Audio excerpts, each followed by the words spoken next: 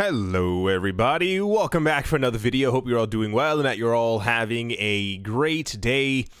To start things off, this is the major news of the day. Hackers stole more than 7,000 Bitcoin from crypto exchange Binance, the world's largest by volume, the startup reported yesterday. Binance announced that a large-scale security breach was discovered earlier on the 7th of May, finding that malicious actors were able to access user API keys, two-factor authentication codes, and potentially other info. The exchange's CEO, Changpeng Zhao, said in a letter, as a result, they were able to withdraw roughly $41 million in Bitcoin from the exchange, according to a transaction published in the security notice. The disclosure came hours after Zhao tweeted that the exchange was undertaking some unscheduled server maintenance, writing that funds are Safu? Is that Seifu? Anyway, after the disclosure announcement, Zhao tweeted that the exchange would provide a more detailed update shortly. The exchange may not have identified all impacted accounts, he said.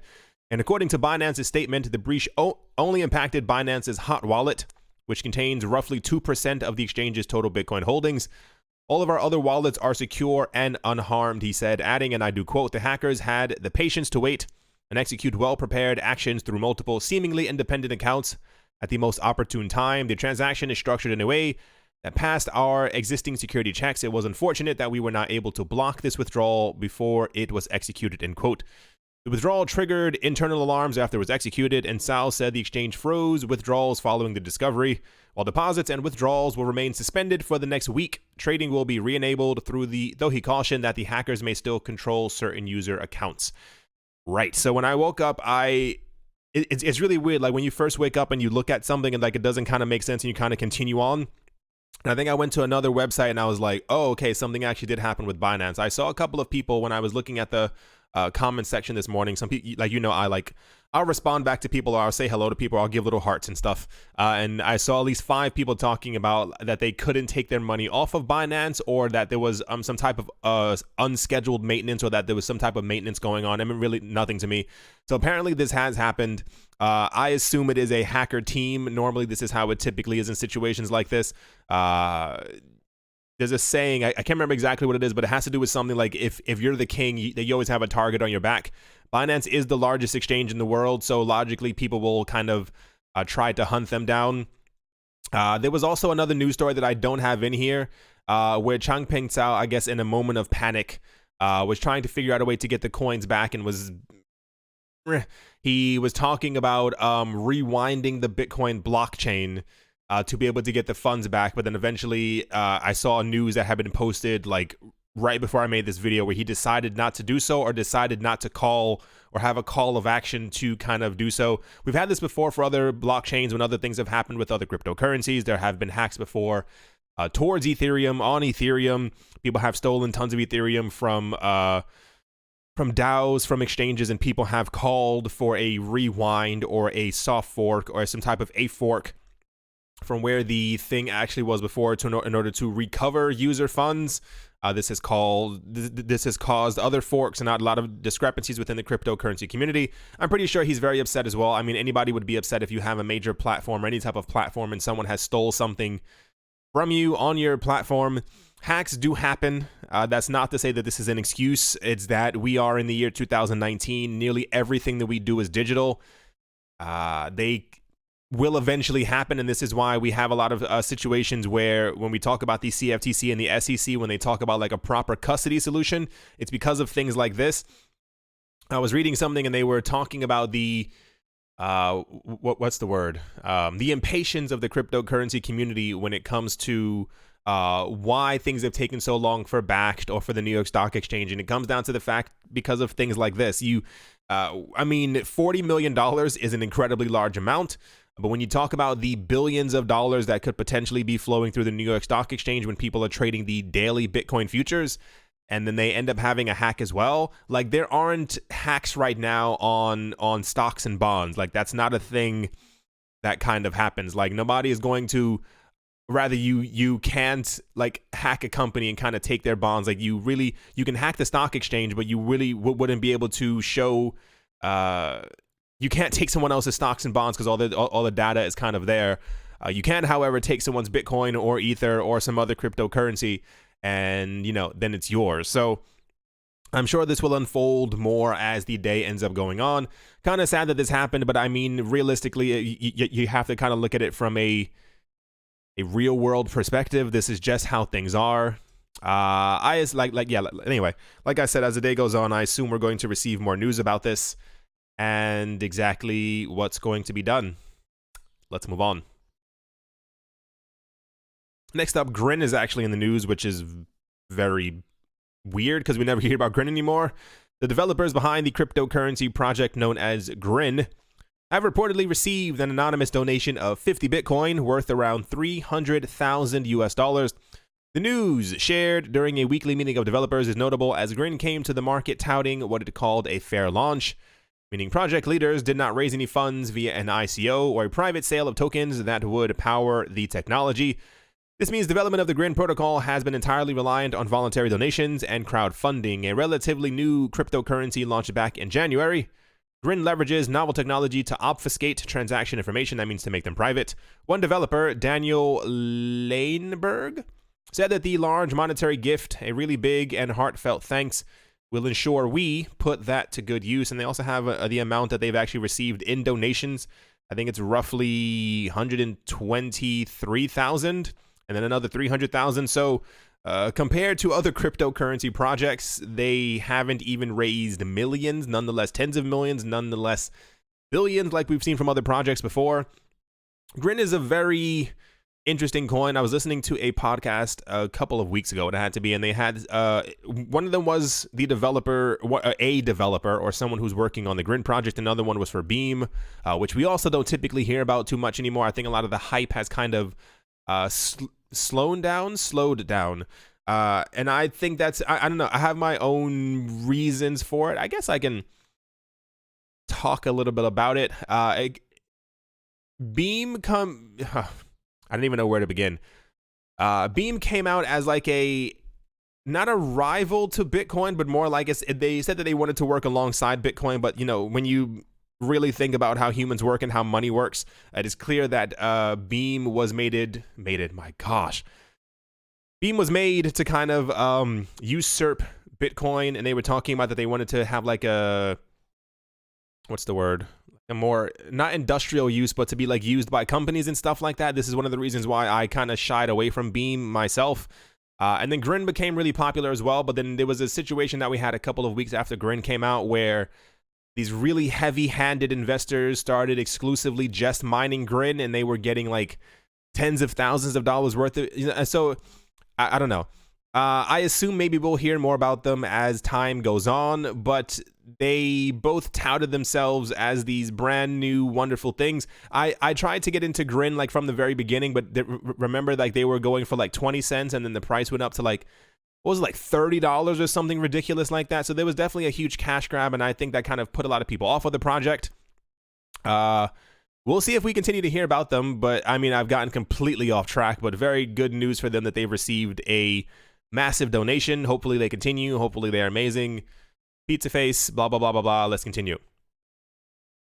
Next up, this one's kind of interesting. Many of you have heard before the term Ethereum killer. Ethereum is currently the number 2 coin. We all know this. There are a lot of cryptocurrency projects who are actually after Ethereum's space, place, ranking, whatever word you kind of want to use. So anyway, here's where it gets interesting.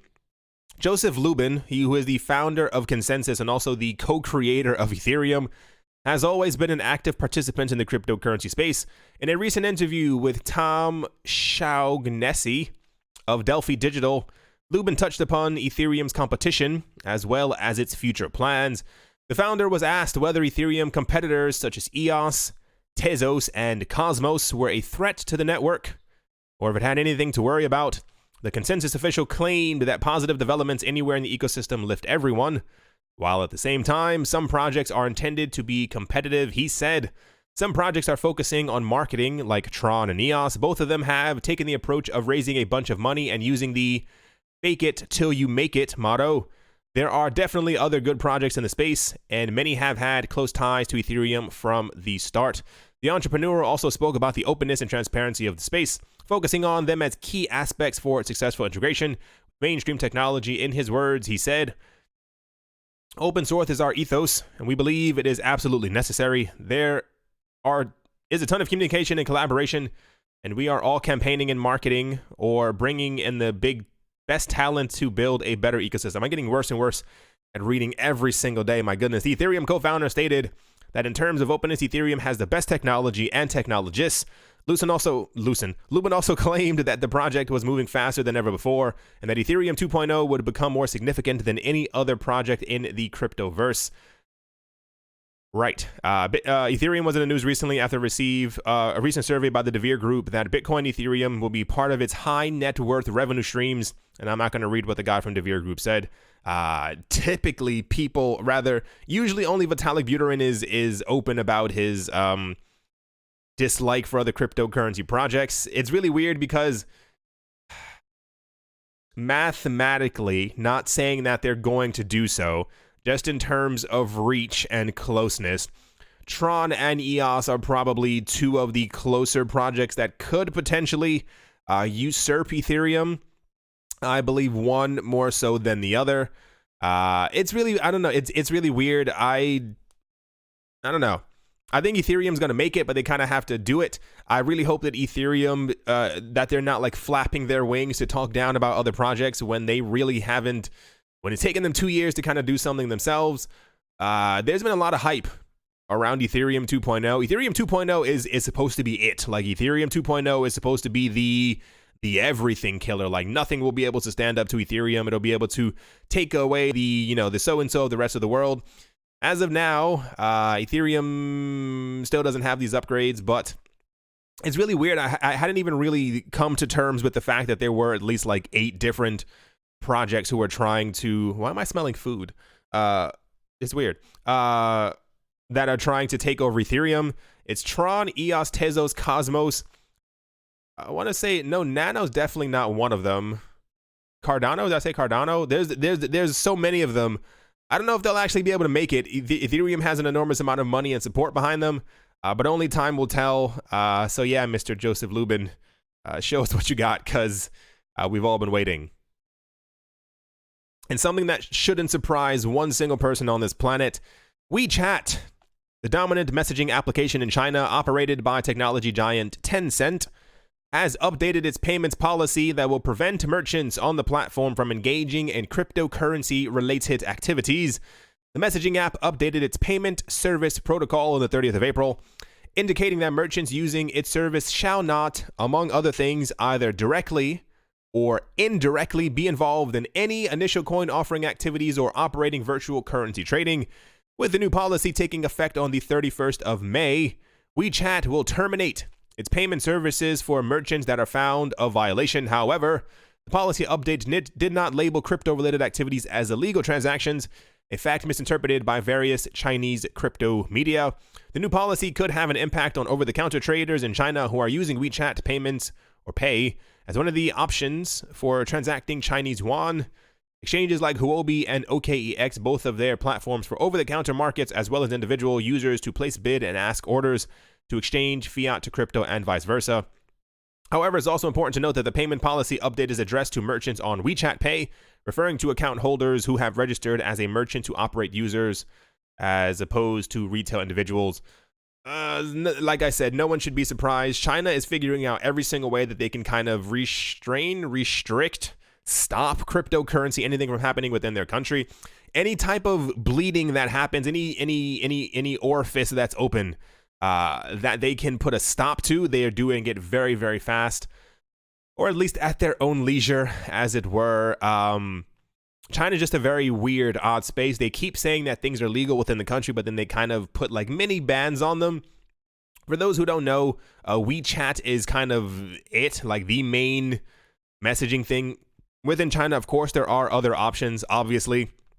But WeChat, Alibaba, Tencent, and all these other things, they fall directly under the control of the Chinese government. Like nothing that happens on these platforms is not monitored, is not looked at. There's also, not gonna even get into the Sesame score and all that other stuff, but they've been coming down very hard on a lot of things that have to do with crypto. I still have no idea where China is heading with all of this. The fact that they are so deep into the cryptocurrency space themselves. We know that tons of crypto mining is happening there. We get all these things from the Chinese government as far as like cryptocurrency rankings. It's all very odd. It's a lot of mixed signals. I don't care for it. Eventually, it'll come to a head. They're either going to have to completely ban it or just simply allow it, because you can't kind of sway 50-50 between it. Like, you can't tell people in your country, you can't give them cryptocurrency rankings without letting them use cryptocurrencies or transact in cryptocurrency or send cryptocurrencies between themselves. I'm sure people will find a way. People are resilient. We always find a way to send money back and forth. That wasn't where I was going with that sentence. Anyway, let's move on. Next up, in very odd, weird news, and I don't understand the actual retraction for this, Switzerland's top stock exchange, known as SIX, could issue a token to meet its goal of digitizing transitional assets, according to its head of securities and exchanges. Thomas Zeeb told FinNews in an interview published on Monday that the SIX's digital asset exchange will go live with a native token and a digital an idea of, first of all, for those, and I'm getting so tired of these little like letter things. Remember ICOs? And then we had STOs. Apparently there's a thing called IEOs that's also floating around that people are trying to launch. And now we have this exchange trying to launch an IDO, an initial digital offering. Like, just to stop it.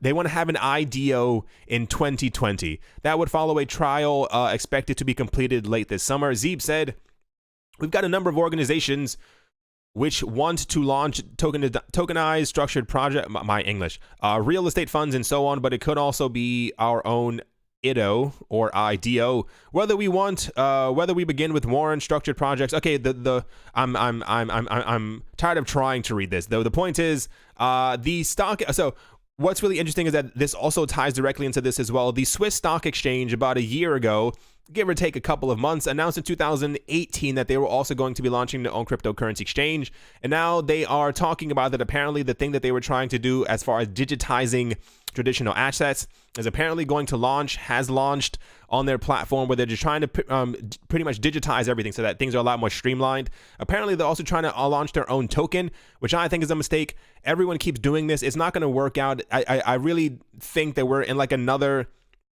really like maybe a little tiny bubble at this point, but everyone is trying to issue their own token because I think that they think that that's a good idea, because I think that they think that somewhere down the line that their coin or their token or their whatever the case that they might be issuing is going to be better or more used than other people. And I kind of blame, I blame JP Morgan Chase for this, because they kind of got it into other people's heads that, hey, you can issue your own coin, you can issue your own token, and everyone's going to use it. And that's not the way that it's actually going to be there. The entire reason why we have things like Binance Coin, and that's as far as I can even think as far as an example, come down to the fact that it has an actual purpose and use on their platform. I don't really see a reason for people being able to trade digitized assets, especially if you can just denominate them, my opinion, in Bitcoin, Ether, XRP, Litecoin, and any other cryptocurrency, that you would find a need for your own cryptocurrency that has to have funds raised for through an IDO just for you to have more money to be able to issue a token that people don't really need to use when they can already logically just use Bitcoin, XRP, or Ethereum, or simply Fiat to be able to trade your digitized traditional assets. It's getting really annoying. It's getting a little weird, because this is going to lead up to something a lot bigger, and it's another bubble, but it's going to be a bubble for their assets, because people are going to start realizing, why should I be using this as well? Because we also had news a couple of days ago that there was another cryptocurrency project that's being, it wasn't the, what was it? It wasn't the NASDAQ. It was some big one who announced that you're also, and a smaller one as well, that if you're trying to trade like stocks and bonds and stuff like that, like not only can you pay in fiat, but you can also pay in crypto. You can also be paid out in crypto. This kind of makes the most logical amount of sense. Like, not everyone has to have their own coin. For those of you who were here, talking really fast, for those of you who were here in 2017 and 2018, this isn't a new thing. There were so many other projects who were launching their own coin, their own so and so, and you hear nothing about them, because it's completely pointless to think that someone else would have to. Why would you create another cryptocurrency or another digitized something and then try to raise money for it? This is just another way of them trying to raise billions of dollars by saying, we're the Swiss Stock Exchange, we're going to create our own coin, it's going to rival so and so. Heaven forbid should this actually be a stable coin. That'll be the dumbest thing in the entire world. Like, I don't care for stable coins, but my goodness, we have at least 138 other stable coins that they can initiate onto their platform. I have the strangest feeling it's going to be a stablecoin. I can feel it. I feel like they'd be too embarrassed as a stock exchange to issue their own cryptocurrency that wasn't a stablecoin that went down in value. Can you imagine how much that would hurt if you were a stock exchange and your coin was valued at, $5, $6, $7, $8, $9, and then by the end of the year it was 86 cents? You would hate yourself, you would hate your platform, and you would have to tell your investors, our coin is garbage and nobody's using it. I'm pretty sure it's going to be a stablecoin. On that exact same note, keeping all that in mind, we had information last year from the Swiss stock exchange known as SIX that they were going to be launching their own cryptocurrency trading platform. And Thomas Zeeb, head of securities and exchanges for the Swiss stock exchange, has been talking about its planned digital exchange. Speaking to finnews.com, this is a continuation from what we were just reading, has explained how far along the SDX, the SIX digital exchange, is and why cryptocurrency trading is out. Yes, you heard that correctly. We all thought, even SIX initially suggested, that the platform would include digital currency trading. However, it quickly rephrased itself, stating that there was not yet a final decision on whether to include existing non-security tokens. That is a lie. A more solid indication of plans for the SDX came earlier this year when SIX suggested it would launch its own token. There's a little pretty photo. There are now no plans to allow cryptocurrency trading on the platform at all. The problem, according to Zeeb, is knowing who is behind the trades and where the coins are coming from. That is such an easy cop-out. My goodness, they said, we have responsibilities in terms of ensuring that appropriate anti-money laundering and transaction monitoring processes are in place. The way Bitcoin is currently set up and traded, it wouldn't meet the criteria for SDX. One of the possibilities of linking up with a cryptocurrency exchange at a later date, Zeeb said that it would require a legitimate liquidity pool for cryptocurrencies. They would have to be fully know your customer and know your coin compliant before SIX could consider such a move. I don't know these people. I can't talk for these people. But the fact that other cryptocurrency, no. The fact that other stock exchanges around the world have gotten it together and they don't have a problem with it, the whole custody thing aside, CFTC, I got it. We're going to get there eventually. This is a lie. I don't know what happened to them. I don't know what they were thinking about internally. I don't know exactly what's going on. I feel myself that they think that their platform is probably going to perform well enough without the need of other cryptocurrencies. It could be that they have deemed internally that issuing or allowing Bitcoin, Litecoin, XRP, or Ether on their platform may take away some of the spotlight from other securities that they have on their platform, i.e. people may determine it's not worth trading stocks and bonds and mutual funds on the SIX platform because they, you may receive a wonderful 15% return by the end of the year. However, if you deal in Bitcoin, which is already up, I think Bitcoin, I think Bitcoin is already up 57% this year or something ridiculous like that. Something is happening behind the scenes. It's very, very weird that they would let the idea travel around for at least a good 6-7 months that they were going to launch a cryptocurrency exchange, but just something very recently within the last day or two would allow them to say, no, sorry, no crypto trading at all, which is it's a little suspect for me. Like I said, 6 or 7 months is a very long time to kind of let ambiguity kind of float around. I firmly believe, this is just my opinion, a lot of these places, a lot of these people who are flipping back and forth and talking about that they're not going to be using crypto, that they're banning crypto, eventually they will be forced is a very strong word. Cryptocurrencies will become so large that they will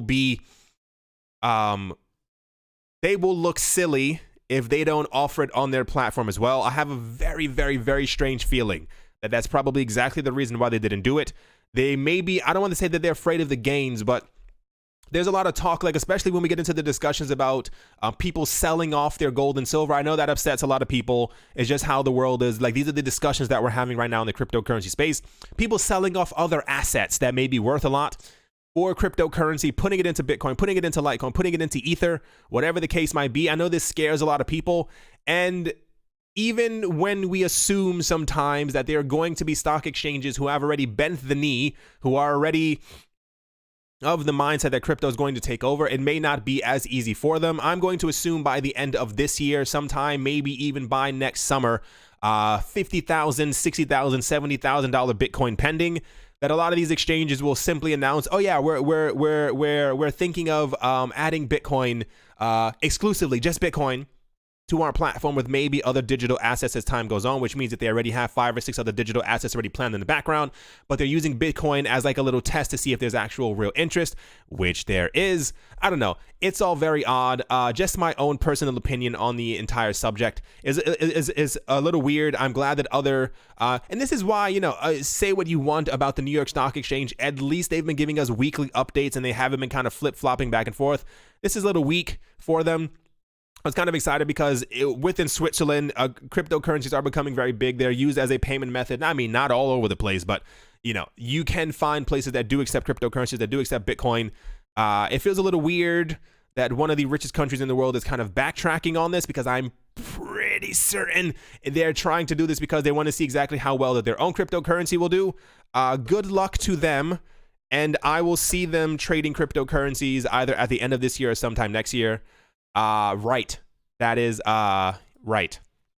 At the moment, for those who are not looking at the screen, over the last 24 hours, Bitcoin hit $5,993. A lot of people are reporting, I saw a couple of people posting as well, that we ended up hitting $6,000. Depends on which cryptocurrency exchange you're looking at. For some reason, a lot of crypto exchanges use different metrics. They use different prices. They use different, whatever the case might be. So I saw before, rather on other exchanges as well, that we did, I think we hit like $6,003, something completely ridiculous. And the people started putting in their sell orders. And I think also a bit of the retracement might be simply because of what happened with Binance. This is why I always say, technical analysis aside, it's impossible to predict what's going to happen in the cryptocurrency space. I'm pretty sure 36 hours ago, there wasn't one person on this planet, except for the hackers, who knew that Binance was going to run into some sort of trouble. Bitcoin is not being hit as hard as other coins. I don't think that any, like, a hack on a cryptocurrency exchange should not have an immediate effect or any effect realistically on the price of a cryptocurrency.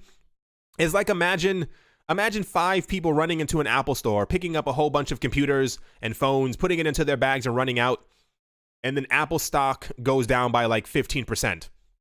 Doesn't really make a lot of sense. Like, anyway, the fundamentals are still there. I'm rambling on. I'm also looking out of the window at the birds in the trees while I should be looking at the computer screen. Just a little dazed this morning. Anyway, I hope you all enjoyed. Hope you all are having a great day, great morning, great afternoon, great evening, wherever you are, wherever you might be. I expect myself a little bit more of a retractment in the price of Bitcoin, simply because people get afraid very easily. And one of the things that I've realized over the last couple of years is that people get afraid of other people being afraid, which is horrible. If everyone held steadfast, we'd be really good in the market. Part of the problem is that people sell off assuming that other people are going to sell off, and this is kind of where we get these things.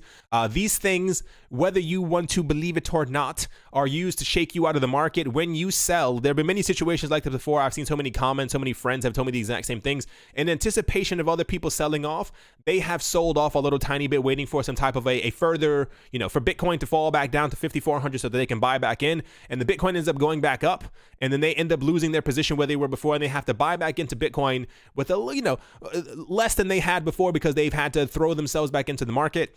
If we hold this number by the end of the day, after everyone in the world knows the news of the Binance hack, we'll be fine. We're going to eventually hit 6,000 once again. There's always a little retractment. Same thing happens for every single time. When Bitcoin hit 10,000, there was a retractment. When Bitcoin hit, I think it was 12, 13, 14,000, like, the price also went back down. People get afraid because other people get afraid. If everyone was just buying, we'd be in a much better situation. We could